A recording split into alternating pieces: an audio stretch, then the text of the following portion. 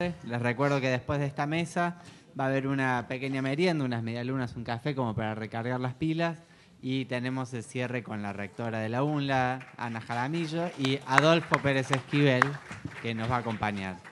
Pero ahora lo que nos toca es el tercer panel, titulado Las ideas de Francisco en el territorio y la comunidad, cuyos expositores van a ser presentados por María Sol Quiroga, que es arquitecta, urbanista, trabaja en cuestiones asociadas a la problemática de hábitat y el territorio, está especializada en gestión urbana, es docente e investigadora de la UNLA, en donde dirige la licenciatura en gestión ambiental urbana. Y las ponencias van a ser comentadas por Valeria Suárez, quien es licenciada en Ciencias de la Comunicación, secretaria académica de la UNLA, en donde también es docente e investigadora. Bueno, buenas tardes a todos. Esta mesa, como tal lo mencionó Aarón, que se denomina Ideas de Francisco en el territorio de la comunidad, lo que intenta es abrir a debate, a discusión, con los expositores que ahora voy a mencionar, acerca de estas ideas de Francisco y cómo se articulan con los actores en el territorio. Para eso, nuestra mesa cuenta con la presencia de Esteban Castro, Francisco Pasco Oliveira y Marta Arriola.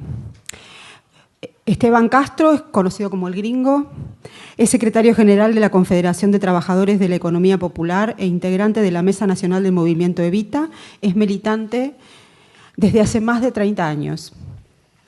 Francisco Paco Oliveira es sacerdote, enfermero profesional y abogado fundador y presidente de la Fundación Isla Maciel, Trabajar y Vivir con Dignidad.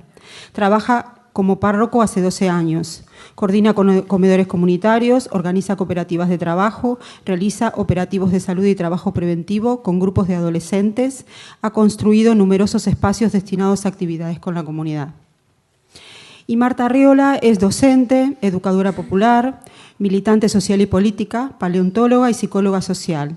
Participa en la Casita de los Pibes en la ciudad de La Plata. Fue subsecretaria de Participación Comunitaria en la Reforma de Seguridad y subsecretaria de Niñez y Adolescencia en la provincia de Buenos Aires, directora de Participación Comunitaria en la Seguridad de la Nación, Secretaría de Seguridad y Justicia en Río Negro, coordina el proyecto Cuidadores de la Casa Común con el Obispado de Lomas de Zamora. La modalidad de la mesa es que nuestros expositores van a tener 15 minutos cada uno, yo voy a ser rigurosa con los tiempos, y después de eso vamos a escuchar los comentarios que va a hacer Valeria. Así que le damos la palabra entonces al Gringo.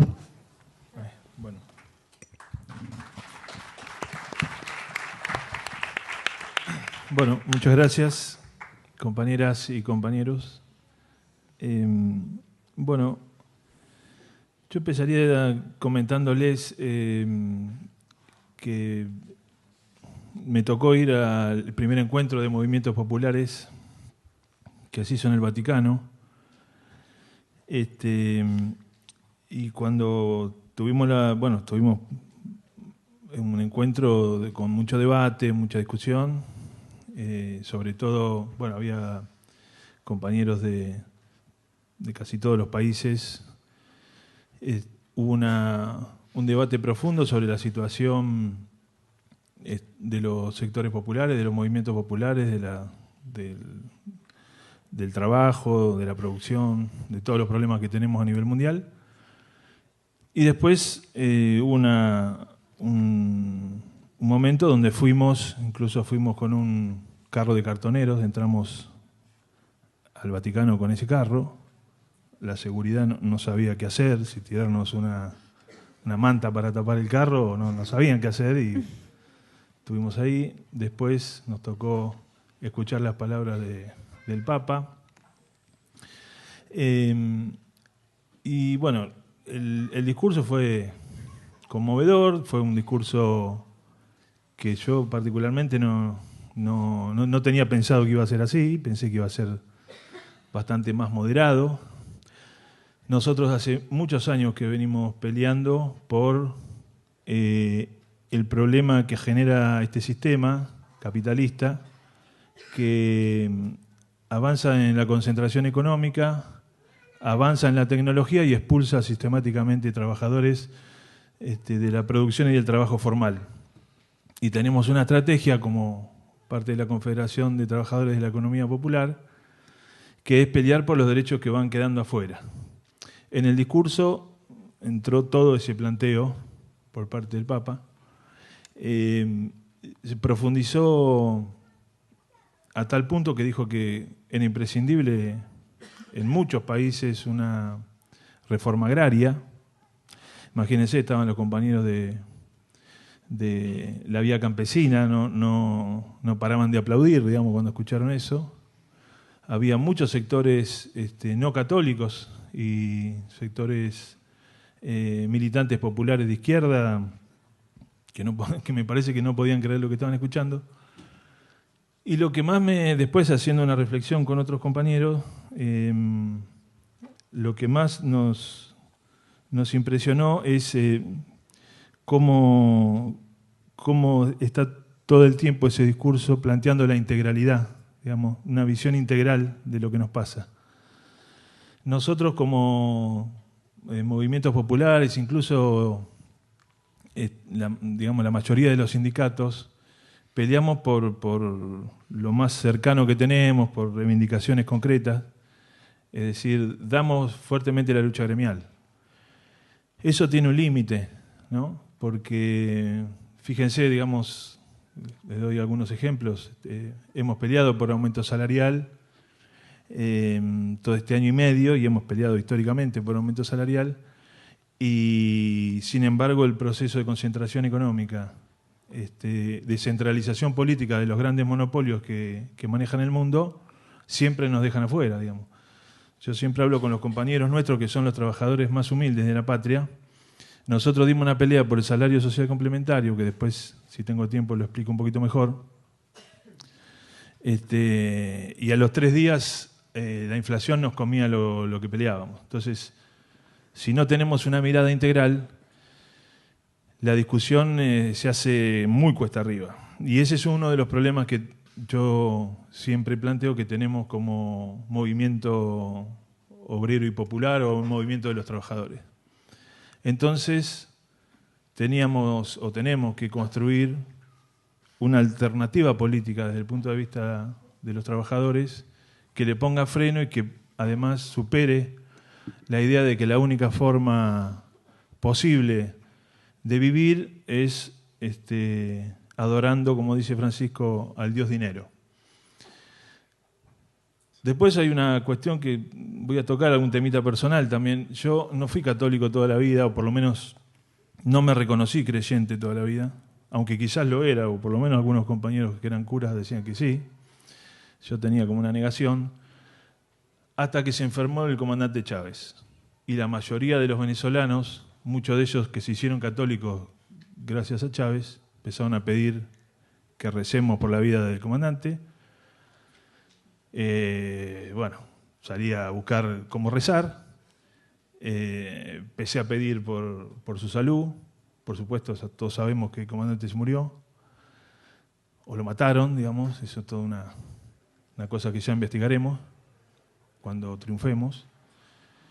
Y después dije, bueno, no puedo ser tan hipócrita si me puse a rezar por el comandante, debe ser que en algo creo, y fui dando pasos hasta que, bueno, como tenemos un papa que dice casi lo mismo que pensamos nosotros, ayudó muchísimo a que yo empiece a transformarme también en un militante católico, y soy parte del movimiento misionero de Francisco, que lleva la palabra del Papa, que para mí es la palabra del Evangelio, y que hoy lo que pienso es que cualquiera que pelea por el Evangelio, que es, digamos, la palabra de Jesús, la buena noticia, ¿no? Todo ese planteo, está peleando contra la idolatría del dinero y en cierta forma, no sé si estará bien lo que digo, pero que está peleando contra el sistema capitalista, que hay por lo menos una resistencia a comerse el verso de la maximización de ganancias, de la productividad. Y en ese sentido nosotros tenemos un proceso de debate también respecto de la productividad que se está instalando fuertemente en nuestra sociedad y que hoy tenemos un gobierno que parece que lo que no es productivo, bueno, dejemos que se muera. Y como el único productivo es el sector más concentrado del campo, haciendo plata con la soja y destruyendo la naturaleza, van hacia ese lugar asociados al capital financiero, con lo cual estamos en un momento, no sé si hace falta decirlo, estamos en un momento jodido. Nosotros venimos planteando que cómo se mide la productividad de un compañero o una compañera recicladora urbana que junta cartón, que lo recicla, que no se entierra en el CIAMSE, que permite que haya un proceso de cuidado del medio ambiente y de la ecología, cómo se mide la productividad de nuestras compañeras que nosotros tenemos más de 600 merenderos en la Confederación, más todos los que tienen los otros movimientos populares. ¿Cómo se mide ese amor hacia los pibes que están en peores condiciones? ¿Cómo se mide, por ejemplo, un barrio donde vivo yo tenemos un centro cultural y le estamos dando de comer cada vez a más pibes y tenemos una cocinera que es excelente, pero además construimos un terciario de gestión social que es una tarea muy difícil porque el terciario necesitábamos maestras en la zona y no podíamos lograr, digamos, que se reciban maestras de la zona donde vivo, en Cuartel Quinto Moreno, y la compañera que está dando de comer a cientos de pibes está recibida, gracias a ese terciario, se recibió el año pasado de maestra. Y todo ese planteo, que es un planteo contrario al planteo de la productividad, de la maximización de ganancias, de idolatrar al dios dinero, es el planteo hoy de la resistencia popular a este modelo.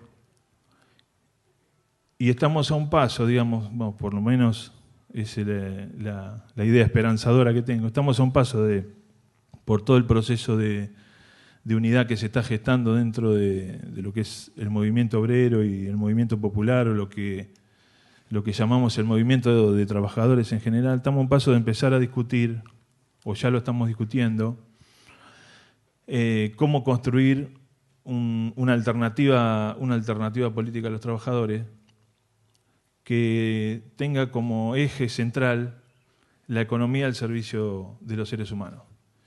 Lo estamos haciendo en el territorio, lo estamos desarrollando, si se quiere, teóricamente. No podemos teorizar sin la acción de todos los días. Tenemos un Papa que amplifica el planteo que nosotros venimos haciendo. Hemos dado toda una pelea el año pasado por la... ¿5 minutos? Bueno, sí, igual estaba por terminar.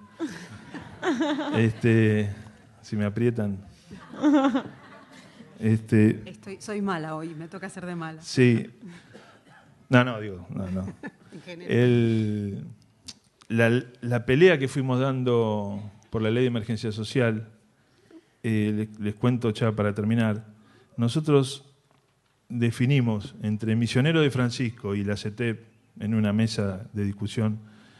Empezamos con Misionero diciendo, che, ¿qué hacemos el 7 de agosto del año pasado? Y bueno, vamos a San Cayetano, ¿qué vamos a hacer? Y un compañero se le ocurre, pero nosotros creemos que el pueblo no separa la fe de la lucha, porque no separa la fe de la vida, y tenemos que pegar la vuelta en San Cayetano y movilizarnos hasta Plaza de Mayo. Lo fuimos a plantear a las distintas organizaciones de la CETEP, muchas organizaciones que no son tampoco creyentes, o por lo menos sus dirigentes. Abajo todo el mundo cree, ¿no? Todo el mundo cree en Dios y en la Virgen, o en Dios. Y bueno, la primera respuesta fue, pero gringo, es un domingo, 7 de agosto es un domingo, ¿quién va a querer ir un domingo, ¿no es cierto?, de San Cayetano, caminar 10 kilómetros, hacer un acto en Plaza de Mayo? Estás loco. No me dijeron tan loco, me dijeron otra cosa, pero más o menos era eso. Y yo no tomo mucho alcohol, salvo en las comidas.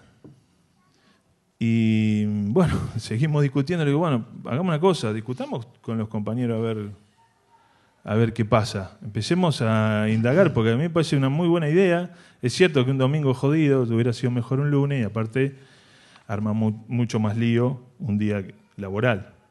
A nosotros nos gusta hacer lío. No nos gusta mucho joder al resto de los trabajadores, pero si movilizábamos un día laboral, estábamos más convencidos. Se discutió, se fue discutiendo, y el 7 de agosto llenamos la Plaza de Mayo, uniendo la religiosidad popular, reivindicando la lucha encabezada por Saúl Ubaldini contra la dictadura, donde el santuario San Cayetano fue fundamental, reivindicando al Santo Popular de los Trabajadores, y hubo un antes y un después. Cuando antes del 7 de agosto presentamos la ley de emergencia social, nos atendieron 7, 8 diputados y un senador. Después de la ley de emergencia social, con 100.000 personas en la calle, nos atendieron 30, 40 diputados y otros 30, 40 senadores. Construimos un proceso de unidad con la CGT a partir de ahí, que se consolidó el 22 de agosto.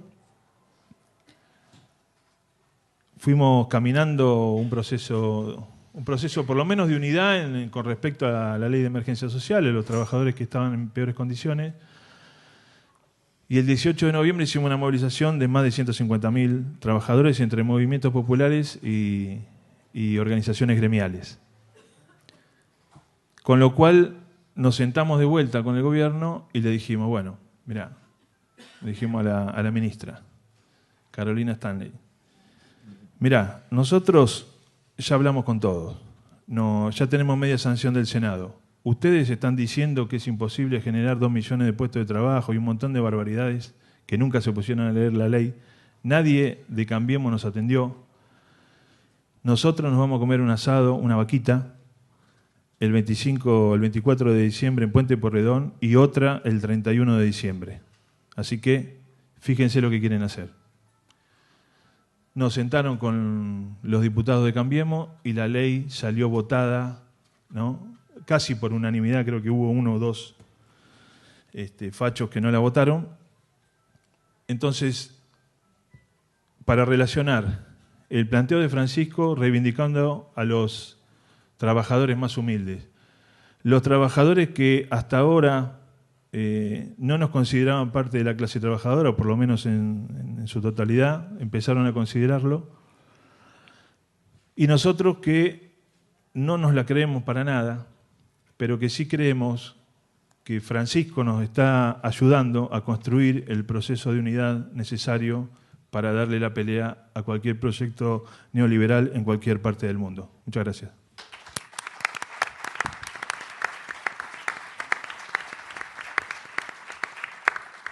Muchas gracias, Gringo, y por ajustarte al tiempo.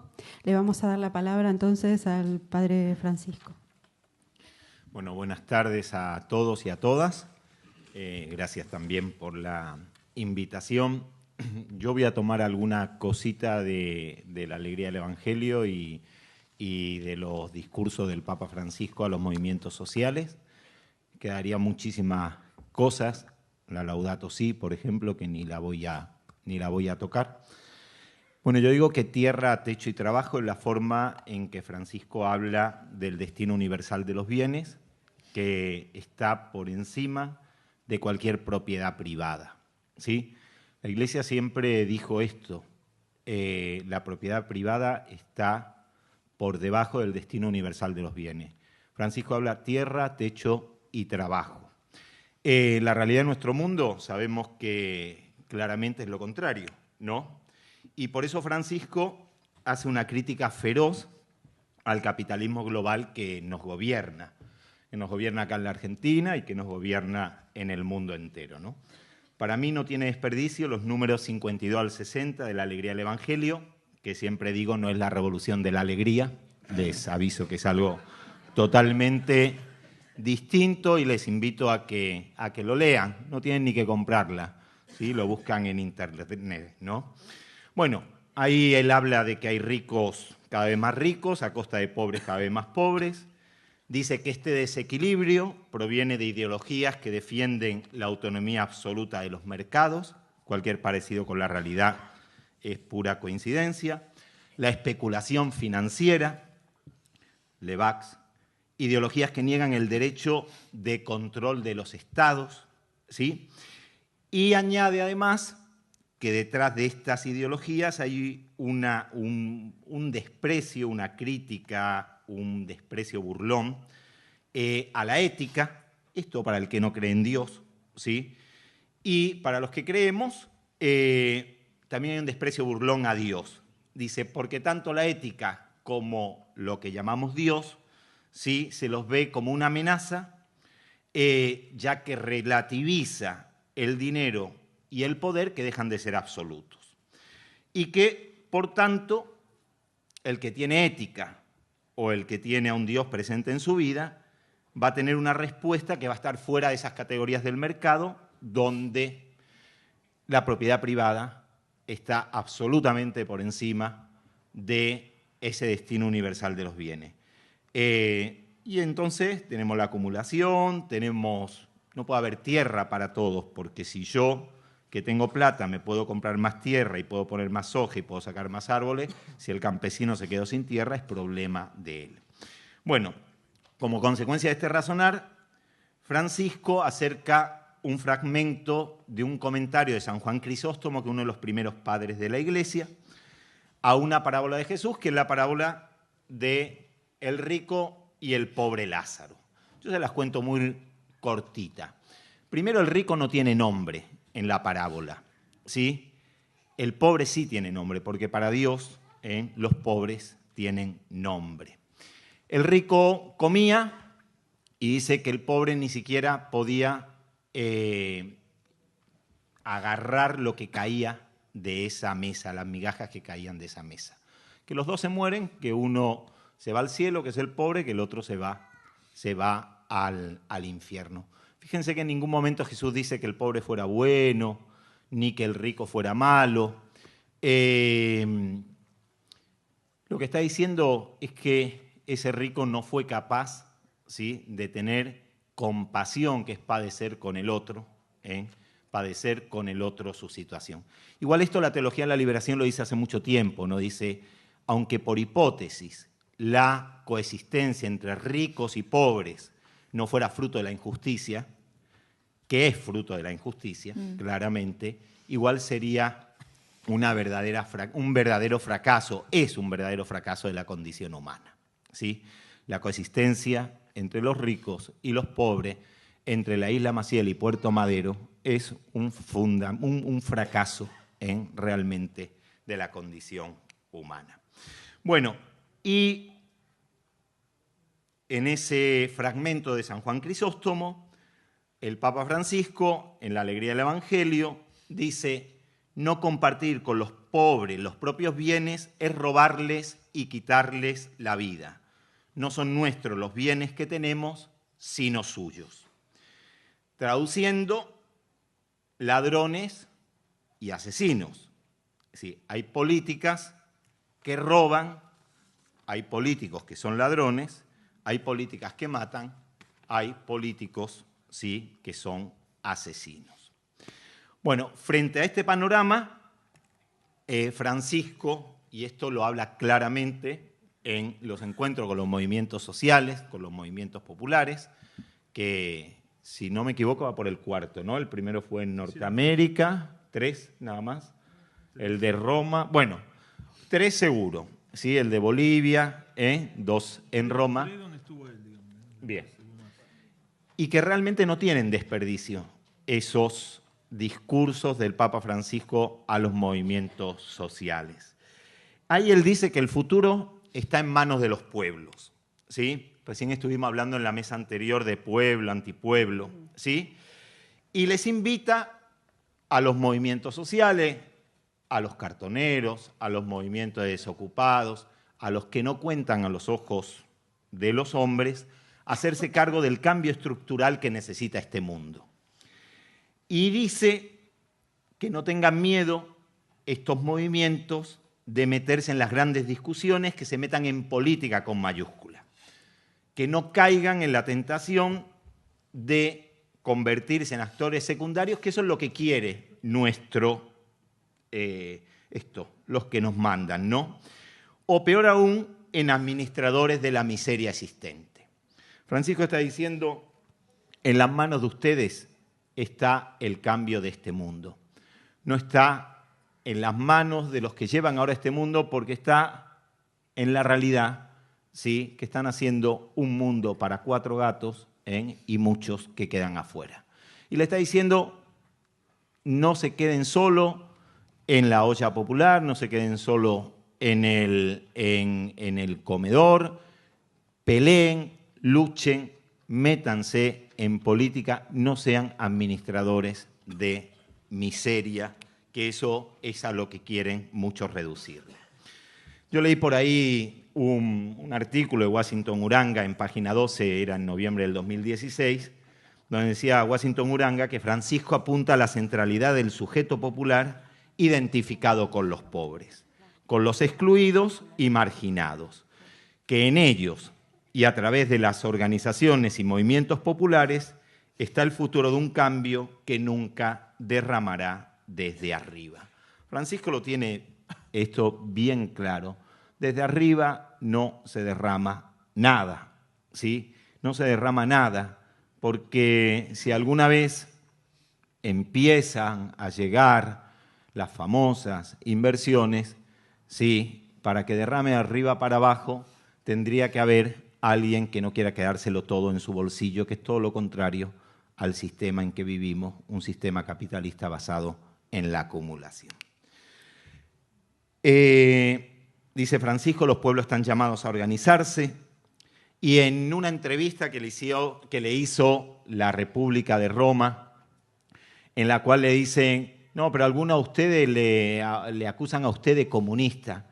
Él dice, yo digo al revés, los comunistas, aunque no lo sepan, lo digo con mis palabras, son verdaderos cristianos, ¿sí? Porque el cristianismo, ¿sí?, está apuntando, no tiene nada que ver con el capitalismo, tiene que ver con los primeros cristianos, ¿sí?, hechos de los apóstoles, que compartían los viernes y nada pasaba necesidad. Eso se llama socialismo, ¿verdad? Quizá en nuestra patria se llame peronismo.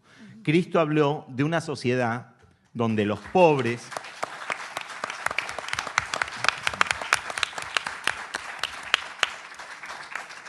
dice Francisco, Cristo habló de una sociedad donde los pobres, los débiles, los marginados son quienes deben decidir, los que deben ayudar a lograr la igualdad y la libertad.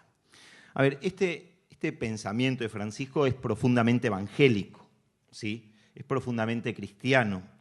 Jesús, está en Mateo 11:25, los teólogos, los biblistas dicen que una de las pocas veces que, no una de las pocas, pero una de las veces que Jesús se conmueve, ellos lo estudian, dice, por la forma en que se expresa, que se conmueve por dentro, ¿no? Como que se transforma. Y lo que dice Jesús es, te alabo, Padre del cielo y de la tierra, porque has revelado estas cosas a los sencillos y se las has ocultado a los sabios y entendidos. Y sigue diciendo Jesús, porque así, Padre, a ti te pareció bien, porque a ti te dio la gana, ¿sí?, que las cosas sean así, ¿sí? Bueno, Francisco está diciendo eso, ¿sí? A Dios le dio la gana que las cosas se cambian desde abajo, desde los pequeños, desde los sencillos, desde esos que no cuentan. En el discurso de los movimientos populares en Bolivia le dice, ustedes piensan ¿qué pueden hacer ustedes? En ustedes está el futuro de los pueblos. Y es que para Dios la historia se construye desde abajo, con los de abajo camina, escucha el clamor de su pueblo y se abaja a liberarlos, dice el Éxodo. Bueno, termino con esto. Francisco, a los que toman este camino, les pide algo más que no ser corruptos. Él le dice, mira, la honestidad tiene que ser propio de cualquier ser humano en cualquier actividad. un profesor de la facultad, un cura, el que sea. Pero dice que quienes han optado por una vida de servicio tienen una obligación adicional que se suma a la honestidad con la que cualquier persona debe actuar en la vida. La vara es más alta. Hay que vivir la vocación de servir con un fuerte sentido de austeridad y humildad. Dice, esto vale para los políticos, pero también vale para los dirigentes sociales y para nosotros los pastores. Y dice ahí algo que, la verdad, en su forma de decirlo, creo que es bien clarito. A cualquier persona que tenga demasiado apego por las cosas materiales o por el espejo, a quien le gusta el dinero, los banquetes exuberantes, las mansiones suntuosas, los trajes refinados, los autos de lujo, que bajaron los impuestos, así que tenemos más posibilidades, le aconsejaría que se fije qué está pasando en su corazón. El champán también bajaron los impuestos, así que esas partes no las dijo Francisco, yo las voy... Le aconsejaría que se fije qué está pasando en su corazón y rece para que Dios lo libere de estas ataduras. Pero parafraseando al expresidente latinoamericano que está por acá, y que era nada más ni nada menos que Mujica, el que tenga afición por todas esas cosas, por favor que no se meta en política, que no se meta en una organización social o en un movimiento popular, porque va a hacer mucho daño a sí mismo y al prójimo y va a manchar la noble causa que enarbola. Es decir, que dice, primero, este mundo no va como va, el capitalismo no es el camino. En segundo lugar, le dice a los movimientos populares, a los que no cuentan a los ojos de este mundo, en ustedes está el cambio, pero no se queden en el chiquitaje. Métanse en las grandes ligas porque en ustedes Dios confía para cambiar la historia. En tercer lugar, le dice, no se dejen tentar por la ambición de este mundo, porque sobre todo ustedes harían mucho daño si alguien que se va a meter al servicio de sus hermanos se deja tentar por todo eso. Y eso no es ni más ni menos que la primera bienaventuranza de Mateo. Bienaventurados los que eligen ser pobres, porque de ellos es el reino de los cielos. No se podía decir Dios, ¿sí? Y por eso Mateo dice cielo. Los judíos no usan la palabra Dios porque es demasiado sagrada. Entonces, bienaventurados los que eligen ser pobres, bienaventurados los que eligen vivir con sencillez, con austeridad, los que eligen poner lo que tienen y lo que son al servicio de un proyecto común, al servicio del proyecto del pueblo, porque de ellos es el reino de Dios. Dios va a reinar en ellos, Dios se va a hacer presente y, bueno, va a estar en medio de nosotros y seguramente vamos a vivir un poquito mejor. Tomaremos menos champán, pero habrá más leche para todos y todas. Gracias.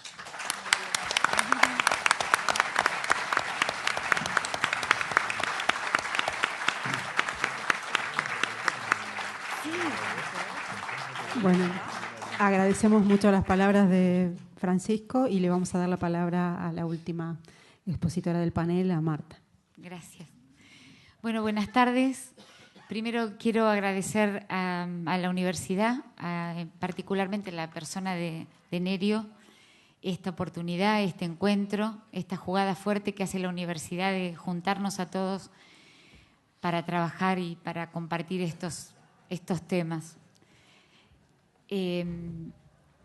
Por otro lado también estoy contenta de compartir este panel con el gringo, con Paco, y de tener la oportunidad de intercambiar, de escucharnos, de saber de nuestras historias y por dónde caminamos. Nosotros venimos hace muchos años apostando fundamentalmente a las políticas públicas. Nos hemos dedicado desde hace más de 20 años a eso, con un eje muy fuerte en la participación popular, en la construcción de estas políticas públicas, entendiendo, como dice Francisco, que la política es la forma más alta de la caridad y es la herramienta que nos permite transformar la realidad fuertemente. Pero en este camino siempre abrevamos en el territorio de los barrios y fundamentalmente en la cultura del pueblo más humilde, de su gente, con la cual hemos compartido y vivido también todo este tiempo. Y cuando nos ha tocado gestionar en las políticas públicas a cargo de algún área, nunca dejamos de pisar ese suelo, que es suelo sagrado para nosotros. Y cuando, como en esta etapa, los vientos arrecian y se viene la noche y se nos desvalija y se venden nuestros recursos y vamos marcha atrás con lo construido, también somos capaces de reunirnos, de volvernos a juntar, de mirarnos a la cara, de tomar fuerzas y de seguir caminando por el camino que vinimos, con nuevas sintonías y tratando de encontrar esperanza y nuevas motivaciones para seguir caminando.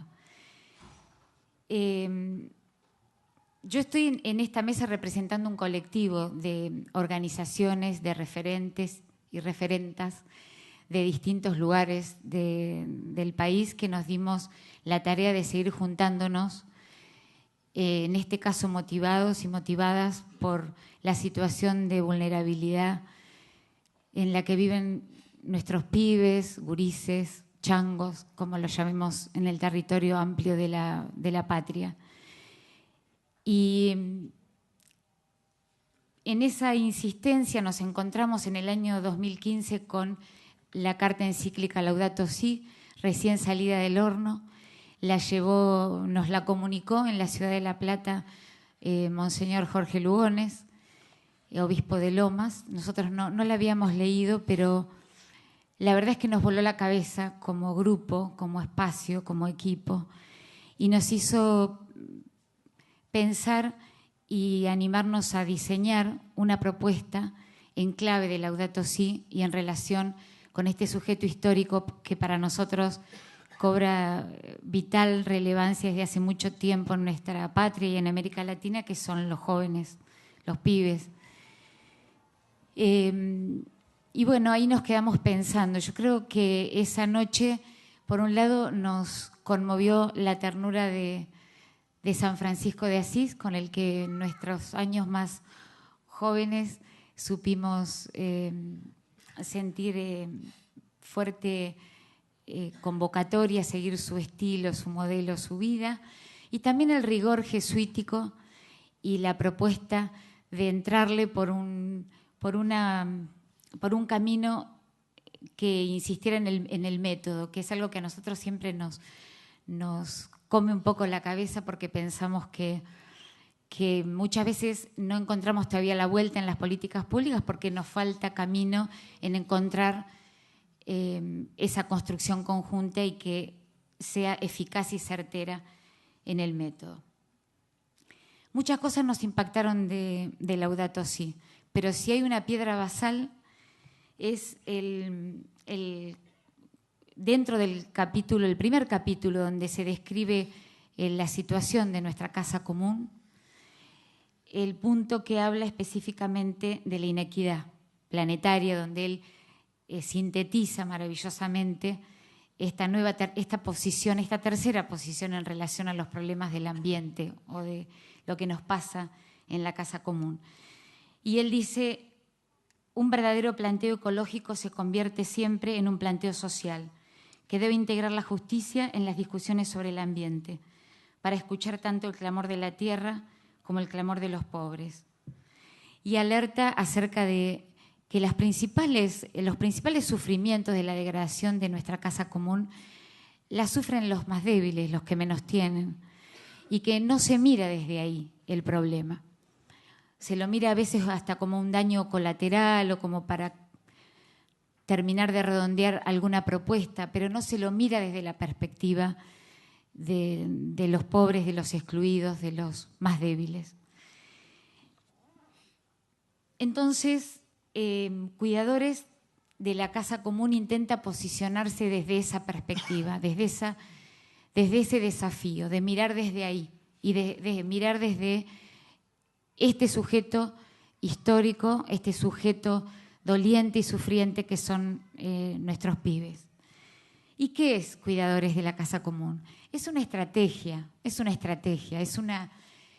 una idea loca que entre algunos compañeros que están acá presentes, como Marcelo, como Sonia, con los que inicialmente peloteamos las primeras ideas, nació. Intenta generar, apostar con pasión, locamente, a construir nuevas oportunidades de trabajo para los pibes, de trabajo digno, en tareas del cuidado de la casa común. Trabajo digno significa muchas cosas, porque además estamos hablando de sujetos que tienen una alta vulnerabilidad social en sus modos concretos de vivir cada día. Por lo tanto, es una locura, es una doble locura, por el sujeto con el que nos seguimos apostando y trabajando en conjunto, y por el objetivo en estos tiempos, donde, como bien decía el gringo, hasta la lucha por el salario social complementario que dieron fuertemente los movimientos ya no tiene el valor que tenía cuando se empezó a discutir. En esta locura, como decimos, nos importa señalar que justamente son los pibes los que más sufren la situación de la falta de laburo, por muchas cuestiones. Son los invisibilizados, a los que les cuesta mucho más llegar a conseguir una changa, un espacio, un lugar. Es el no lugar el que tiene fundamentalmente persistencia en su vida. Dice Francisco que el ser humano es considerado en sí mismo como un bien de consumo que se puede usar y luego tirar en este momento, y que los excluidos ya no son los explotados, sino los residuos y las sobras. Desde ahí interpela, desde ese lugar. Y Laudato Si nos invita a generar nuevos modos de producir, nuevos modos de disputarle al capitalismo. Por eso nosotros nos metemos con algunos asuntos, muchos tienen que ver con, casi todos los laburos tienen que ver con el cuidado de la casa común, pero algunos tienen que ver estrictamente o más directamente con ese cuidado. Nosotros en la experiencia reunimos 5 ejes fuertes. Uno tiene que ver con el cuidado de la tierra, otro tiene que ver con apostar a las energías limpias, otro tiene que ver con el reciclado, otro con las industrias y los productos culturales, y con la alimentación saludable, el cuidado de nosotros mismos, de sí mismos en los pibes, de lo que podemos producir y consumir y que nos haga mejor. Me voy a apurar porque tengo poco tiempo.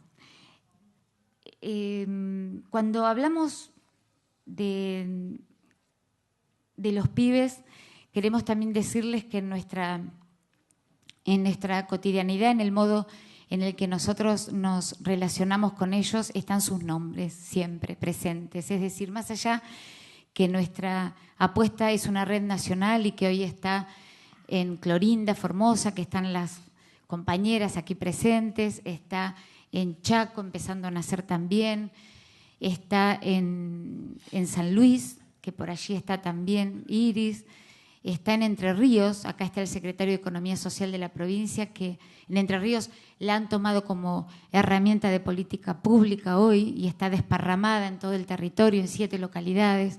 Está en La Plata, está en Lomas de Zamora, está en Almirante Brown, acá está nuestra compañera María Rosa Martínez, que es concejal. Está en San Pedro, por ahí anda Esther también, desde el norte de la provincia, trabajando con los curas en los barrios. Está en Río Negro, en 3 localidades, en Viedma, en Bariloche, en Roca.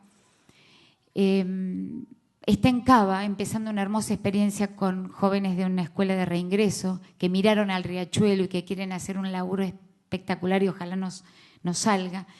En esta enorme red, aún con un impacto importante que vamos teniendo de a poco, en Córdoba, Granja Siquem, que es una perla en la madeja que vamos tejiendo, porque ellos ya vienen de hace mucho siendo cuidadores y cuidadoras de la casa común, decía que en esta inmensa red, igual y más, los pibes tienen sus nombres. Son el Facu, el Tato, Maxi, Pelecho, tantos y tantas. Y eso es muy importante porque ahí hay una clave en nuestro laburo, que es el cuerpo a cuerpo, la pedagogía de la presencia, el acompañar, el ser sostén. No se puede en esta locura en la que estamos pensar la estrategia de otra manera. Voy rápido, pero quiero decir algo muy importante. Apostamos a la formación integral. Muchas veces hablamos de la formación integral. Bueno, tiene que ver con muchas cosas. Nosotros decidimos, fundamentalmente con Marcelo Bernet, estudiar, meternos a trabajar Laudato Si y extraer las ideas fuerza que nos pudieran generar un itinerario pedagógico desde la concepción de la educación popular. Acá está un maestro mío, Cayetano de Lelia, que le agradezco todo lo que hizo para formarnos como educadores populares. Y ese itinerario pedagógico retoma asuntos importantes. Se los leo rápido. Trabajamos que nos llegó una carta, nos llegó a todos, la hacemos viva. Esta carta llegó a esta comunidad y llegó a este pibe y llegó a esta vida. Y ahí trabajamos el paradigma del cuidado. Trabajamos que es un problema grave.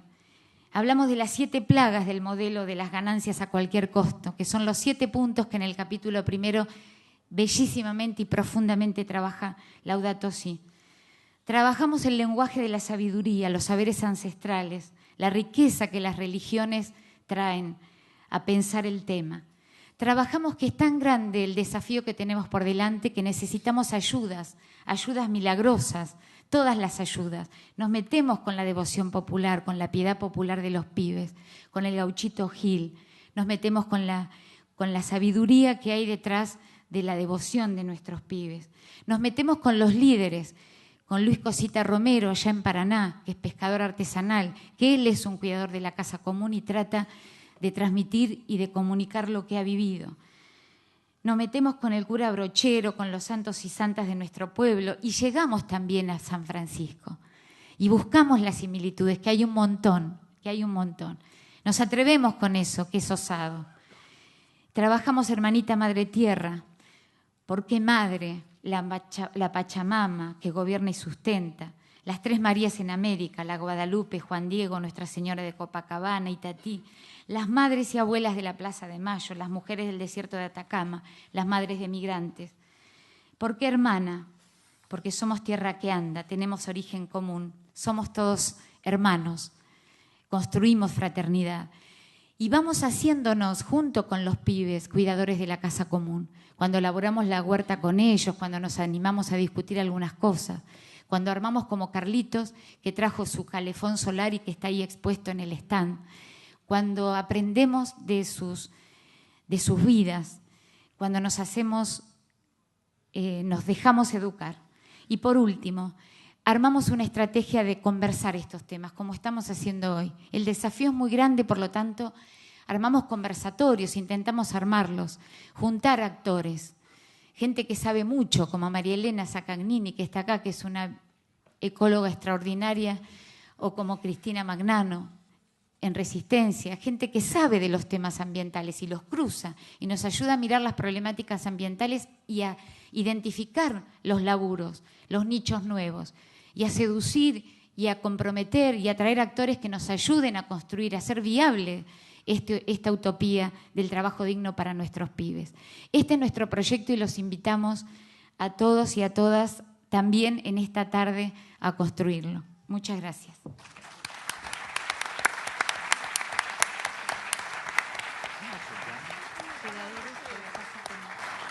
Muchas gracias, Marta. Lamentamos tener que ser tan estrictos con el tiempo. Y ahora le damos la palabra a Valeria para que haga la síntesis.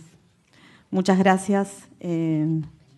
Es una gran oportunidad. Agradezco a quienes organizaron, a los compañeros que organizaron. Nerio, gracias por llevar adelante esto. Es casi un atrevimiento para mí hablar en esta mesa. Es un desafío que lo tomé con mucho amor, básicamente. Yo no voy a ser ordenada, no voy a contar lo que ustedes dijeron, porque ustedes lo dijeron 1000 veces mejor a como lo puedo llegar a decir. Yo lo que les voy a decir es cómo me impactó y cómo me atravesó lo que ustedes dijeron. Primero, me parece que es una mesa en la que el territorio y la comunidad se hizo carne. Ustedes hablaron de acciones, ustedes hablaron de políticas públicas. Por otro lado, me parece que fue una mesa en la que se plantearon algunos interrogantes y algunas verdades, ¿no? Verdades entendidas. Algunos le llamarán Dios, algunos le llamarán ética, pero digo, no con poca profundidad se plantearon algunas cuestiones. Porque, digo, yo arrancaría con lo que dijo Paco en relación a cómo estamos viviendo y cómo estamos habitando esta tierra. Y ahí hay una injusticia. Si no arrancamos de ahí, y eso no es poco, digo, decirlo. Y si no arrancamos pensando que hay cuestiones que están mal y que una sociedad y una comunidad, digo, pensar una comunidad que es excluyente ya es un contrasentido. Y si eso no nos hace ruido, estamos mal. Entonces, desde ahí me parece que podemos empezar a plantear algunas cuestiones. Y me parece que se dijeron con mucho valor. Y se dijeron, como también en otra mesa, la teóloga que habló antes que nosotros dijo, Francisco habla con claridad. Y se dijeron de una manera muy clara. Así que me parece que también fue una gran mesa para lo que sigue, que va a ser una mesa en la que también se va a seguir hablando de algunas de estas cuestiones. Ahora, el gringo también dijo algo cuando hablaba de sus acciones y cuando hablaba de su llegada a esta comunidad religiosa, de fe, de creencias. A mí me gustó como dijiste esto de todos creen y cómo se recupera la sabiduría popular. Porque muchas veces nosotros, incluso bien intencionados, a veces construimos relatos o lo que nosotros creemos que es el pueblo. Y el pueblo está atravesado por 1000 matices y el pueblo tiene una sabiduría popular también de la que habló Marta, que es infinita. Entonces, en ese pueblo que Paco dijo es el futuro, y yo diría, es también el pasado, porque también ahí tenemos arraigo, y es también el presente, por más que estemos en una situación de resistencia. Y ahí voy con lo que dijo el gringo, porque me parece que el gringo planteó esto. Estamos, y lo planteaste me parece de una manera muy honesta y muy auténtica cuando vos dijiste, mira, te dije dijimos, me salió un fallido y ahora voy a decir por qué, los límites de lo gremial, ¿no? A mí de muy pequeña, más pequeña aún, me tocó ser secretaria general de un gremio y fue una experiencia para mí de las que más me atravesaron en la vida. Entonces, cuando vos decís los límites de lo gremial, a mí me hace carne. Ahora, más allá de esta situación y este contexto y estos tiempos que nosotros estamos habitando, me parece que también acá se planteó ir un poquito más allá y pensarnos no solo en una situación de resistencia, sino en una situación de acción y de producción. Y ahí, por eso digo que esta mesa planteó grandes verdades, porque ahí lo que estamos disputando es la vida y la muerte. Entonces, cuando vos contás la experiencia de cómo se recicla, es una disputa en relación a la muerte. Ya sé, quizás digo, lo que nosotros aspiramos es otro tipo de vida en comunidad. Nosotros no queremos, digo, que quizás haya compañeros que tengan que reciclar la basura de otro. ¿Por qué? Porque nosotros no somos basura, porque nosotros no podemos ser concebidos como sujetos objetivados, como sujetos cosificados de este sistema. Pero eso es una gran disputa que la vida le está ganando a la muerte. Entonces, a mí me parece que fue una mesa de una profundidad enorme. Así cuando Marta plantea su definición de qué es una política pública y cuando Paco también plantea que debería ser un político. Si nosotros no nos sentimos como constructores de una calidad de vida, como constructores de una verdad, si nosotros no nos sentimos pueblo, si nosotros no nos sentimos y habitamos ese colectivo, es muy difícil hacer con el pueblo. Uno es pueblo. Y uno tiene que concebir la política pública como la construcción y como la transformación colectiva de esa realidad para que todos vivamos mejor y para que todos vivamos dignamente. En ese sentido, me parece que tu definición de políticas públicas fue ajustada, fue certera. Me parece que este panel atravesó verdades y las atravesó de una manera muy profunda. Y a mí, fue un panel que me resultó conmovedor, valioso y profundamente ético. Así que muchas gracias.